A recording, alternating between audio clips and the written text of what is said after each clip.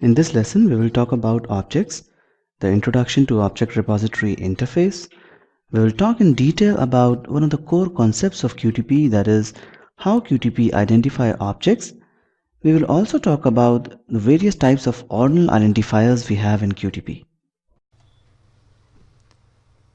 So what is an object? You take any web-based application, it renders inside a browser. The browser contains a page or pages, and these pages in turn contain elements like text boxes, drop-downs, and radio buttons. All these elements are independently known as objects in QTP. These objects get stored in something known as object repository during record time. A point to note here is that all objects are associated with some properties and methods. So what is the difference between a method and a property? In simple terms, properties store data for an object, and methods are actions an object can be asked to perform. As an example, for a button, a property could be the label name that is found on top of it, while a method can be click, which is the action that we can perform on it. Next, let us see the introduction to Object Repository window.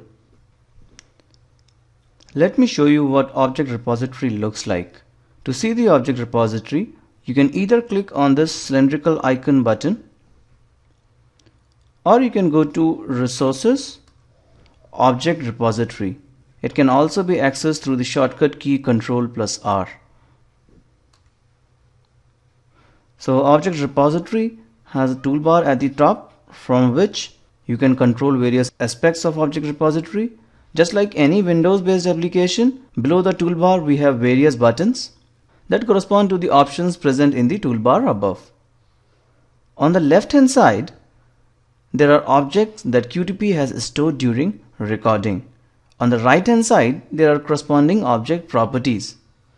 You need to remember that any object in QTP is identified with the help of a set of object properties during runtime.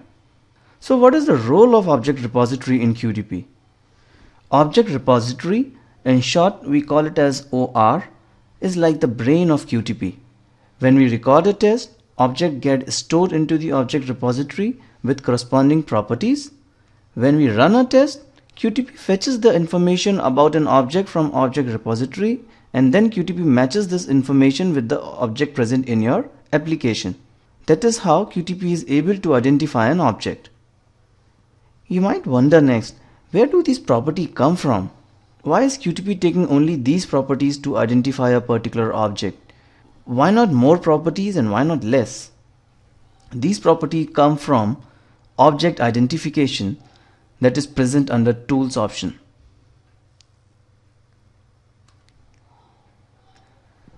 The drop down on the left hand side has all the environments. The environments included here correspond to the add-ins that we had loaded when we first opened QTP. On the left hand side, you can see the object classes associated with a particular environment. So when I selected ActiveX, you can see the test object classes of ActiveX type. When I'll select web, then you can see web classes. Similarly, for Visual Basic, we have other classes, and for standard Windows environment, we have another set of classes. Now let us see how QTP identifies object at record time. For the sake of understanding, we will select standard Windows environment. Every object can have mandatory properties and assistive properties associated with it. Mandatory properties are the properties that are always recorded when QTP learns an object. Assistive properties are optional properties. They are only recorded when QTP is unable to learn the object uniquely using mandatory properties alone. The combination of mandatory and assistive properties is known as learn description. Using this add remove button, you can choose to add remove properties listed under mandatory properties. Similarly, using this add remove button, you can choose to add remove properties listed under assistive properties.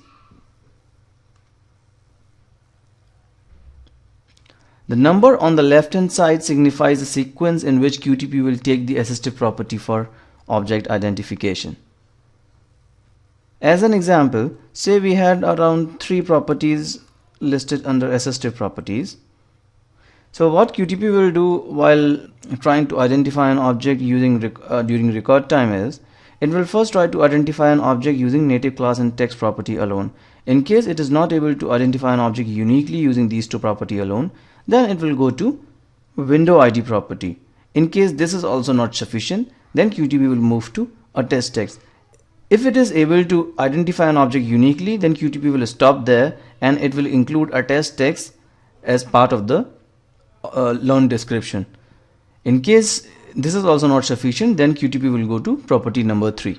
So I trust you got the answer to the previous question. Where does QTP pick the properties? It picks the properties from object identification, and these are then recorded and stored into object repository. In case smart identification is enabled, then QTP learns some properties inside smart identification as well.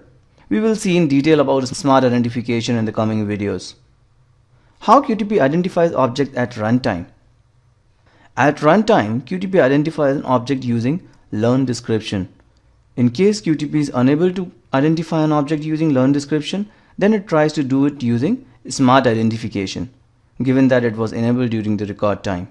In case QTP is not able to identify an object even by using smart identification, then it uses the combination of learn description and ordinal identifier. So the next question can be, what is an ordinal identifier? Assume for the time being, what will happen if 2 or more objects in your application have exactly the same learn description? So for example, say you have 3 web buttons in your application. Now these 3 web buttons have exactly the same mandatory properties. That is, their HTML tag, name and type properties are matching with each other. So in that case, how will QTP be able to identify those 3 objects uniquely? What QTP will do in that case is, it will assign a unique number to each of those 3 buttons. That unique number, QTP calls it as ordinal identifier. Now there are 2 types of ordinal identifiers. One is the index ordinal identifier and the other one is the location ordinal identifier. Index ordinal identifier assigns the value based on the order in which the application appears within the source code.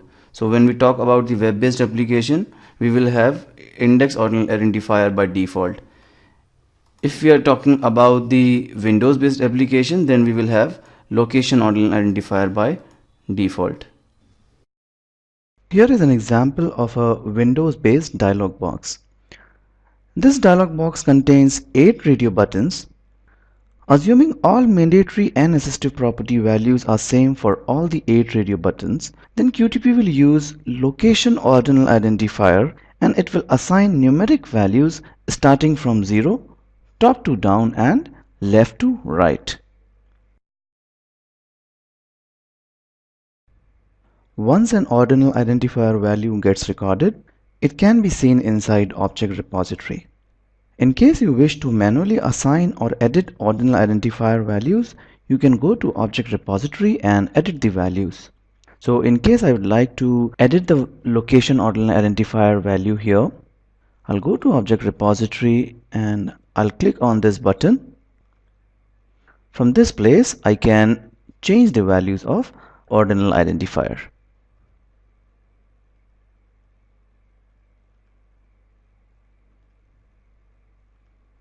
It brings us to the end of this video. In the next lesson, we will talk about object repository in detail. In case you have any questions, do let me know.